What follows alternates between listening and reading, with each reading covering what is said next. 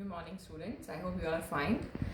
In our previous lectures, we have completed with our laws, two laws of chemical combination. One is law of conservation of mass, and second is law of constant proportion. Today, we will start next. That is law of multiple proportion and Gay-Lussac's law.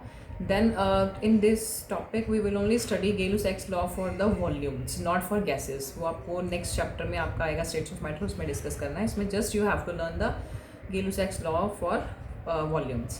Next we will do Dalton atomic theory, जो आप लोगों ने 9th standard में भी करी हुई है, and इसके बाद उसकी कुछ लिमिटेशंस, बिकॉज उसके बाद उसका एक मॉडर्न मेन उसमें मॉडिफिकेशन करके डाल्टन की थ्योरी एक और बनाई गई है, तो हमने वो इस चैप्टर में फ्यूचर स्टडी करनी है.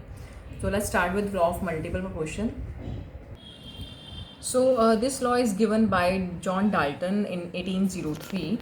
इस लॉ के अकॉर्डिंग ही सेड कि जब भी आपके दो एलिमेंट्स कंबाइन करेंगे और they will form more than one compound. Suppose कर लो कोई दो एलिमेंट है, उन्होंने एक से ज़्यादा कंपाउंड बनाया है, तो जो उनके मासेस होंगे उनमें से किसी एक जो आपका एलिमेंट है उसका मास जो दूसरे के साथ कंबाइन करेगा वो फिक्स रहेगा. एंड वो जो मास भी होगा वो आपका सिंपल होल नंबर रेशियो में आपकी रेशियोज आएंगे उनके. Again when two elements combine to form more than one compound, then masses of the one of the element which combines with the fixed mass of other are in simple whole number ratios. So इसमें हमने जब भी दो elements को combine करवाना है, वो अगर एक से ज़्यादा कंपाउंड बनाएगा तो हमेशा जो एक एलिमेंट का मास है आपने फिक्स रखना है और दूसरे का वेरी कर सकता है. एंड फिर उनके मासेस के रेशो जब भी आप निकालोगे, उनके मासेस के रेशो सिंपल होल नंबर्स में आने चाहिए, डेसिमल में नहीं आना चाहिए, फ्रैक्शन में नहीं आना चाहिए. तो this is the law. For example, अगर आपके पास कंपाउंड है, कार्बन ऑक्सीजन ने कंपाउंड बनाया, one is carbon monoxide and second is carbon dioxide. So इसमें अगर हम देखें तो कार्बन जो है उसका हमने दोनों केसेस में जो रेशो है फिक्स रखा है. इसमें भी वन एटम ऑफ कार्बन है और इस केस में भी कार्बन का एक ही एटम है. बट ऑक्सीजन एटम जो है उसका नंबर वेरी कर रहा है. अगर नंबर वेरी कर रहा है एटम का तो मास भी वेरी करेगा. जैसे इसमें अगर हमने बात करी है कि आपके पास रहे, इसकी रेशो निकालें तो हाइट आपका कार्बन जो है उसकी रेशो तो 1:1 ही रही, क्योंकि इसका भी एक एटम है तो इसका भी एक एटम है. अगर ये मास 12 का शेयर करेगा, ये भी मास 12 का ही शेयर करेगा. सो 1:1 का रेशो इसका आ गया. अगर ऑक्सीजन की बात करते हैं, यहाँ पे ऑक्सीजन अगर आपका दे रहा है लाइक एक ऑक्सीजन एटम का लें मास तो 16 होता है, 2 का लेंगे तो 32 आ जाएगा. तो अगेन इसकी रेशो निकालोगे तो ये आ जाएगी आपकी 1:2. तो दैट मीन्स कि ऑक्सीजन का रेशो क्या हो गया, हमारा वेरी कर गया, लेकिन कार्बन का रेशो हमने क्या रखा, फिक्स रखा. तो हमारा जो डेफिनेशन, जो स्टेटमेंट दिया गया था लॉ ऑफ मल्टीपल प्रोपोर्शन का, उसने भी यही बोला था कि जब दो एलिमेंट आपके एक से ज़्यादा कंपाउंड बनाएंगे तो उनमें से किसी एक एलिमेंट का जो मास है वो फिक्स रहना है, बाकी दोनों का वेरी कर सकता है. एंड उनके मासेस का ratio should be in the simple whole numbers. Here is another example. Nitrogen और ऑक्सीजन जो है ये बेसिकली 5 ऑक्साइड्स बनाता है. इसके जो 5 ऑक्साइड्स हैं उनमें से आपके पास N2O है, निट्रस ऑक्साइड, इसको लाफिंग गैस भी बोलते हैं. NO निट्रिक ऑक्साइड है, N2O3 nitric trioxide, NO2 nitrogen dioxide, N2O5 nitrogen pentoxide. तो फर्स्ट ऑफ ऑल आप लोगों ने क्या करना है, डिफरेंट कॉलम्स में नाइट्रोजन का वेट एक कॉलम में लिख लो और ऑक्सीजन का एक कॉलम में लिख लो. एटॉमिक वेट लिखने के बाद, क्योंकि हमने स्टेटमेंट में ये उसने दिया है कि आपको किसी एक एलिमेंट का जो मास है वो फिक्स रखना है, तो here we are doing for nitrogen. हमने नाइट्रोजन का जो मास है वो फिक्स ले लेना है. इट मीन्स कि हमने हर केस में 14 ले लिया नाइट्रोजन का, मतलब उसका एक ही एटम लिया हर जगह. तो आप कटिंग कर दो, कटिंग करोगे तो आपके पास रहेगा, जैसे इसका 14:8 का रेशो आ गया, ये 14:16 रहेगा क्योंकि एक एटम का तो हमने लेना ही है. फिर 20 को अगर इसकी कटिंग करते हो 14:24, 14:32 का ऐसा रहने देना है. फिर 28:80 का करोगे तो 14:40 आ जाएगा. तो आपने इस केस में क्या किया, नाइट्रोजन का जो रेशो है आपने फिक्स रखा. जो आपका ऑक्सीजन का रेशो है वो हर बार वेरी कर रहा है, तो जिसका रेशो वेरी कर रहा है हम उसके मासेस का रेशो निकालेंगे और ये चेक करेंगे क्या इन सब का रेशो सिंपल होल नंबर में आता है. अगर इन सब का मासेस जो भी आपके डिफरेंट मासेस इनका रेशो अलग अलग आया, मतलब सिंपल होल नंबर्स में आया, दैट मीन्स ये आपके जो भी डेटा हमें गिवन है वो अबे करता है लॉ ऑफ मल्टीपल प्रोपोर्शन को. तो हियर इट इज़, हमने क्या किया, सिंपल रेशो निकाला, ये एक ही टेबल पे सारे चले गए, तो रेशो आ गया 1:2:3:4:5. एंड ऑल्सो क्योंकि डाल्टन का है तो हम कह सकते हैं कि ये डाल्टन के लॉ को फॉलो करता है, और we can say this all data proof law of multiple proportion. So next is Gay Lussac's law for combining volumes. Again I am repeating, इस चैप्टर में आपको सिर्फ कंबाइनिंग वॉल्यूम्स लेने हैं. You don't have to take the gases के लिए. Gases का law अलग से आएगा आपके लिए. तो ये हमें लॉ बेसिकली ये बताएगा कि गैसेस कंबाइन कैसे करते हैं.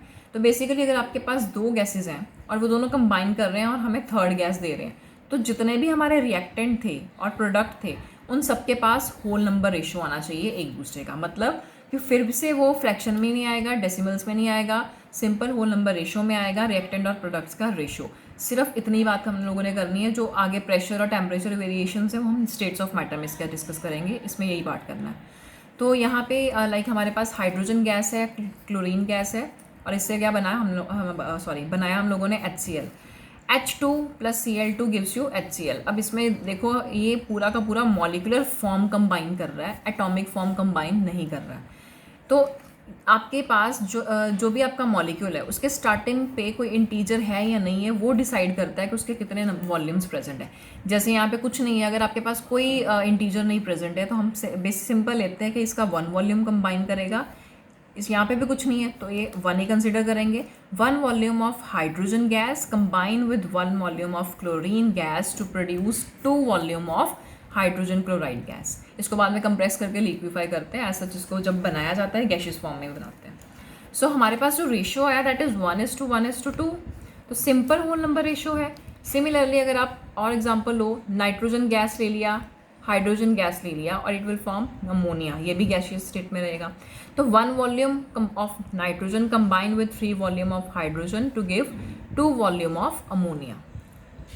Okay, now next is numerical practice. Like first is ये हमारा थर्ड लॉ के ऊपर बेस्ड न्यूमेरिकल है. Carbon is found to form 2 oxides. Carbon 2 oxides बनाता है which contain 42.9% and 27.3% carbon respectively. That means कि उसके दोनों ऑक्साइड में, एक ऑक्साइड में इतना कार्बन है और दूसरे वाले में इतना कार्बन है. आपने ये बताना है कि आपका ये जो पूरा उसने डेटा दिया है, फिगर्स दिए हैं, ये लॉ को ओबे करते हैं. अगेन जैसे हमने लास्ट वाले न्यूमेरिकल्स करे थे, आपको स्टेप बाय स्टेप इसको सॉल्व करना है. फर्स्ट ऑफ ऑल हमें क्या करना है, दोनों ऑक्साइड्स का डिटेल निकालना है. लाइक उसने बोला ऑक्साइड है किसका, कार्बन का. मतलब कार्बन डाइऑक्साइड, जो डाइऑक्साइड भी बन सकता है, मोनोऑक्साइड भी बन सकता है, हमें नहीं पता कौन सा कंपाउंड बनाया. बट हमने क्या करना है, उनके रेशियोज अलग अलग ले लेने हैं. Let it be first oxide and second oxide.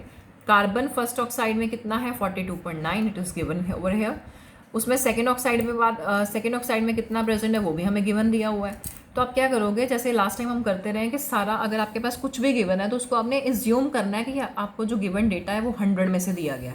Again अगर इसको भी आप सपोज करोगे 100 में से दिया गया तो 100 माइनस 42.9 करेंगे तो क्या आएगा, ऑक्सीजन का आपके पास परसेंटेज आ जाएगा. सेम मैनर में इसको भी अगर 100 में से माइनस करते हो तो आपके पास ऑक्सीजन का मास आ जाएगा. दैट मीन्स कि आपका कार्बन कंटेंट गिवन था, तो हमने ऑक्सीजन का निकाल लिया. नाउ इसी डेटा को लेके हम लोग आगे न्यूमेरिकल को सॉल्व करने वाले हैं.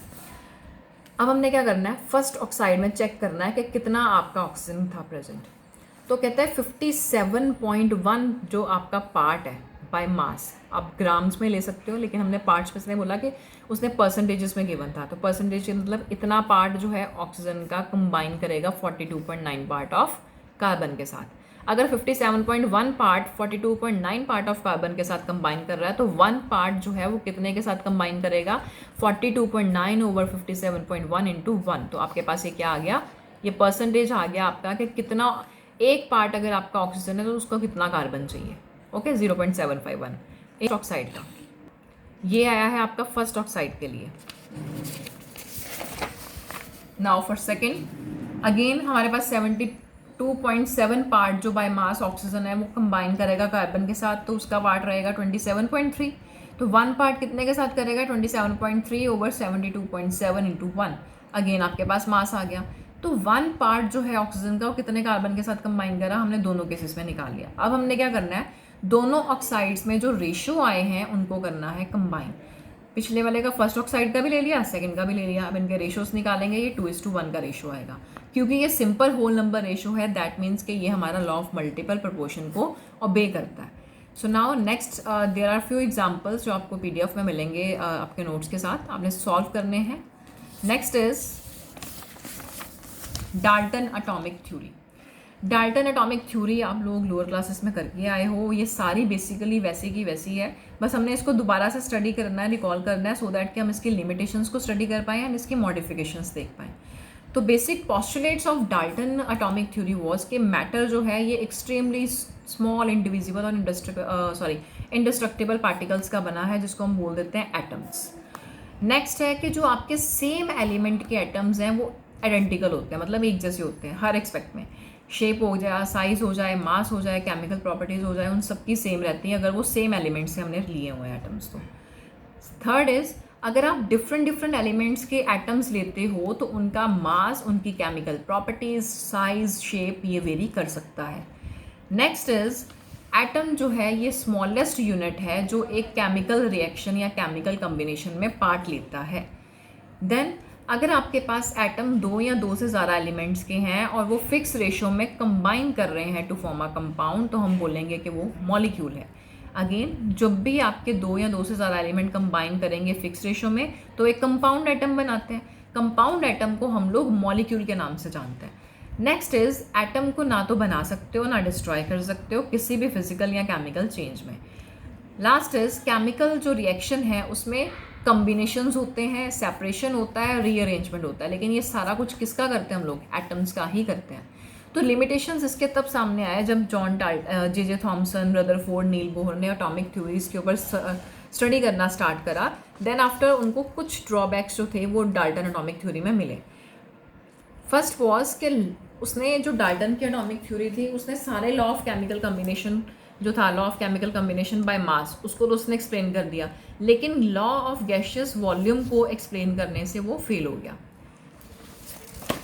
नेक्स्ट जो उसका लिमिटेशन था कि ही कैन नॉट एक्सप्लेन कि एटम जो होते हैं डिफरेंट एलिमेंट्स के, उनका डिफरेंट मास, साइज और वैलेंसी क्यों होता है, वो एक्सप्लेन नहीं कर पाया।